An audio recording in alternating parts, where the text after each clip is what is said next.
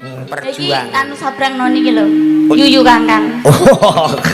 Aku sesuk mau nyabrang nona. Lah napa? Numpak nggon pundak apek ora karuan kaya gitu lho. Sinden apek. Mriki Mbak ini. Ya mriki Mbak Ima, Mbak Eni. Nunjuk aku kok kowe melu nunjuk Lah lanang. Dik Paus siyos.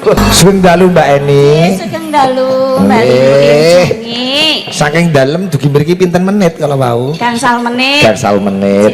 Ndongake menapa dateng temanten kalih Mbak Jessica lan Mas Rian. Nggih, mugi-mugi langgeng ngantos kaki nini. Amin. Tinggal untuk Pamongan. Amin. Mbak Iman ndongake napa untuk temanten berdua?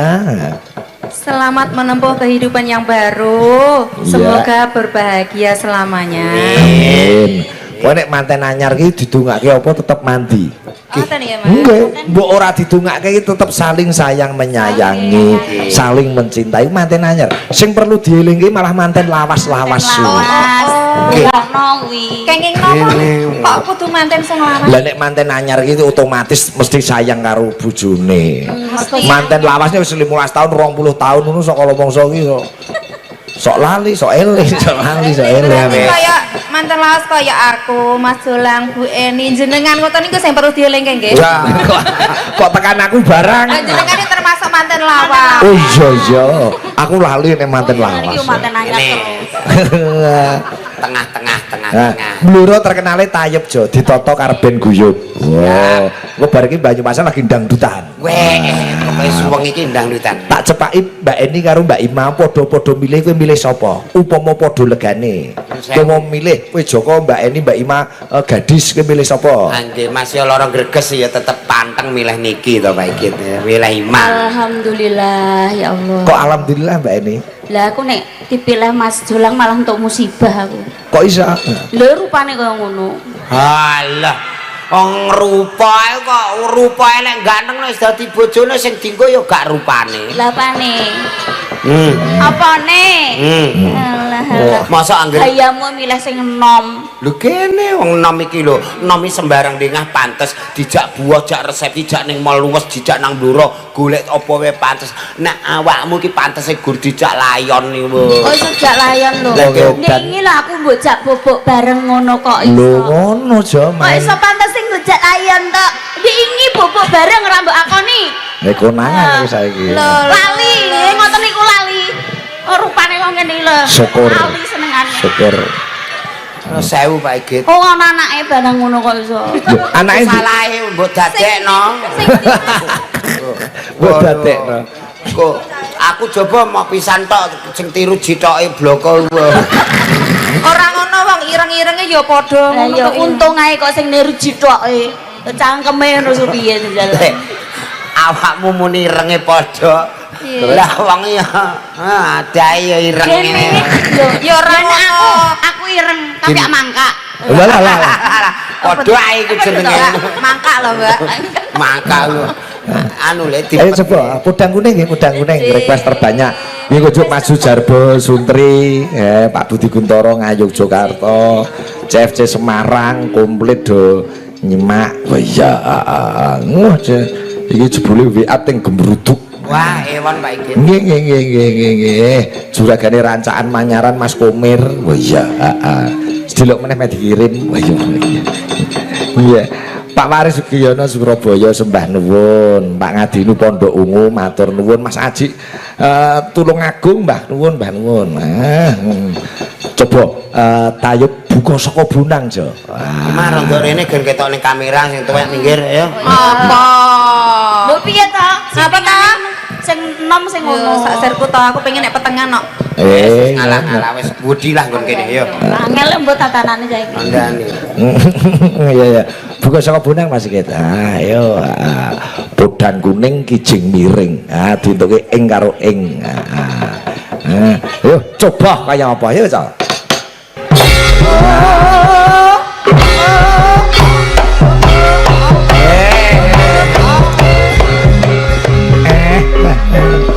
Anak-anake ora isin belas. Oh jenenge nyambut gawe iki ora isin. Iki kesenian khas Blora Tayub. Anak-anake kok ayo Bu ngumpul neh. Ayo Bu ngumpul neh. Dan aku biasanya anggar mayang ditutke ibuke awang. Aku bareng melengak lho, Bu Awang kok ora kudungan. Kok kaosan ireng aku manjumbul lah. Ayo masa yo pakai ngono liyane yo. Sabu Awang kaosan. Nggih, niku request ya harus dipinangkani Banyumasan. Banyumas. Banyumas ya Mbak Ida karo Mbak Niken lah ya Mbak. Ya, Mbak Ida Lala. Eling-eling sakamana Sabak Wonosobo ya. Ya, Mbak Kayune ayo. Mbak Kayune.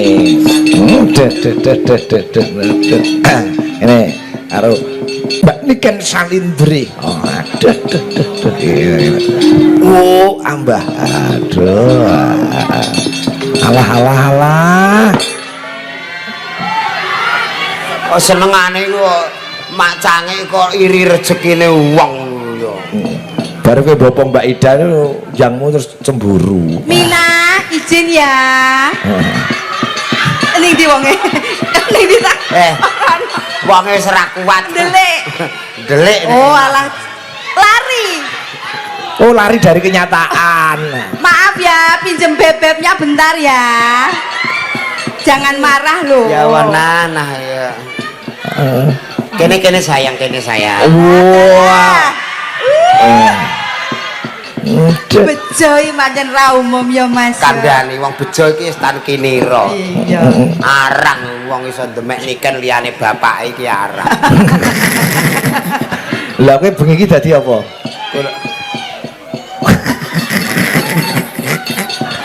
Kula tak melok grup niku mawon Pak Ibu.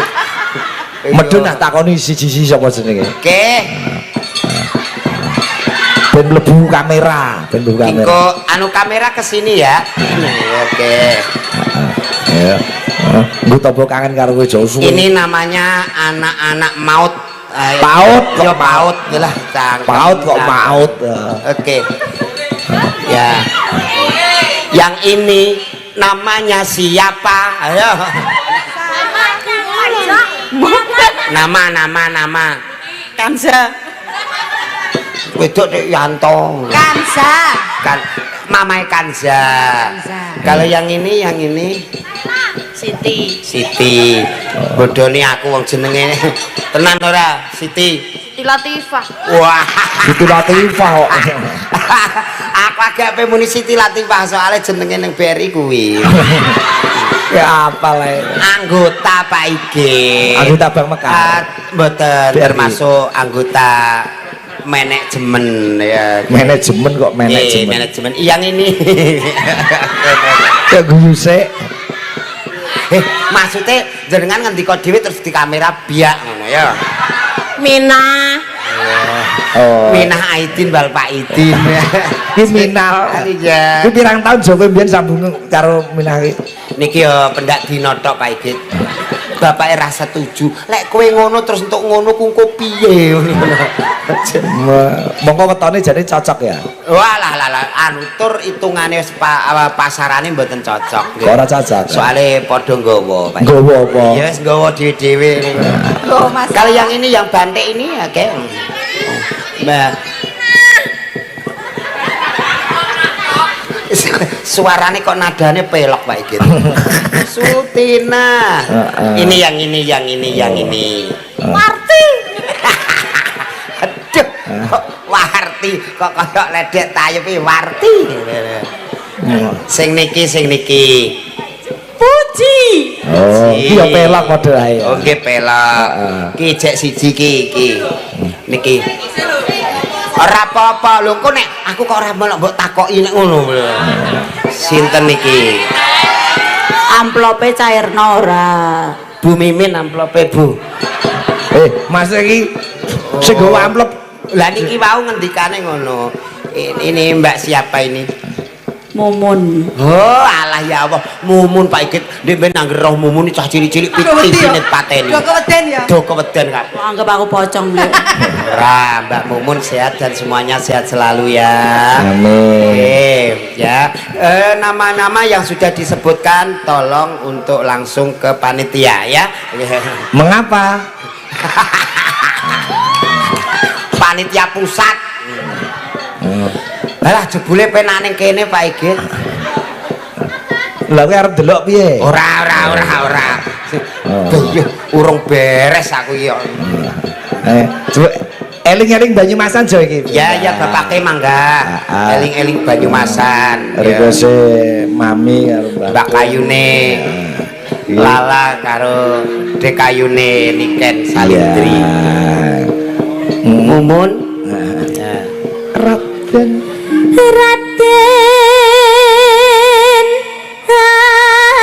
Arya waraku tara